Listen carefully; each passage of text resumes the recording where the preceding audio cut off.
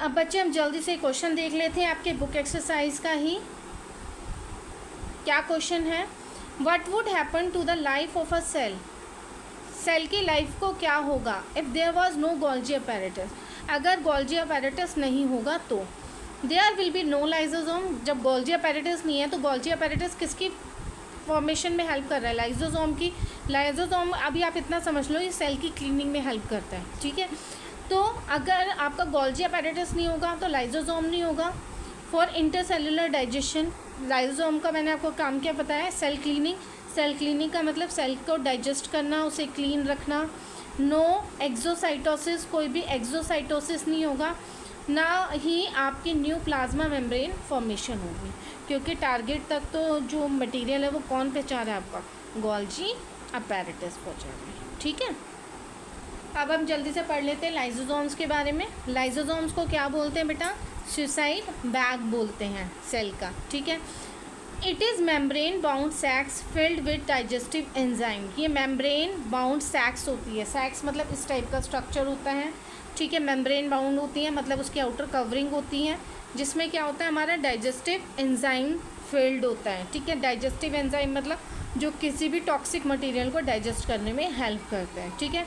और वो digestive enzyme कौन बनाता है? Rough endoplasmic reticulum.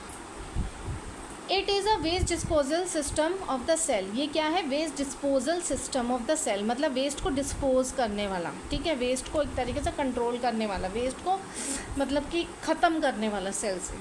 They contain powerful digestive enzyme. इसमें क्या होते हैं? पावरफुल डाइजेस्टिव एंजाइम्स होते हैं जो कि ब्रेक डाउन कर देते हैं सारे ऑर्गेनिक मटीरियल्स को, ठीक है। आई थिंक ये आपको क्लियर हो गया होगा।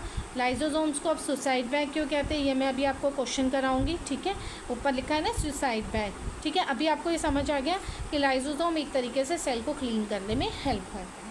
अब how lysosomes keep the cell clean? अब लाइसोसोम सेल को क्लीन कैसे रख रहा है? ये एक एक्स्ट्रा क्वेश्चन है, याद रखना अच्छे से, बहुत इंपॉर्टेंट क्वेश्चन भी है। Lysosome keep the cell clean by digesting any foreign material.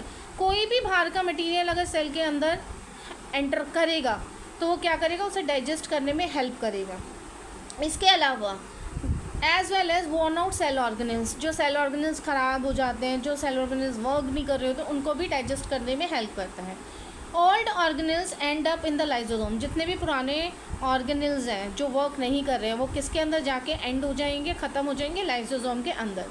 As it break complex substances into simpler substances, क्योंकि ये क्या करता है? कॉम्प्लेक्स सब्सटेंसेज को सिंपल सब्सटेंसेज में ब्रेक कर देता है। They contain power digestive enzymes capable of breaking down all organic material. ये एक ऐसा पावरफुल डाइजेस्टिव एंजाइम अब कंटेन करता है जो कि किसी भी ऑर्गेनिक मटेरियल को हेल्प करता है डाइजेस्ट करने में।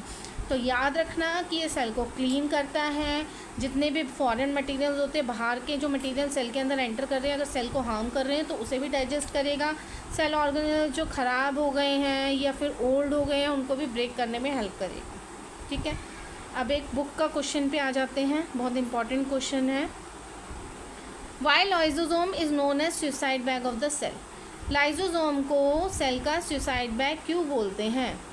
During the disturbance in the cellular metabolism, अगर सेल के किसी भी काम में प्रॉब्लम आती है या सेल के मेटाबॉलिज्म में प्रॉब्लम आती है, सेल प्रॉपर वर्क नहीं कर पाता, when the cell is get damage, अगर सेल डैमेज हो गया है तो लाइसोसोम बर्स्ट हो जाएगा and the enzymes digest their own cell, और उसके जो एंजाइम्स होंगे अपने ही सेल को खा जाएंगे।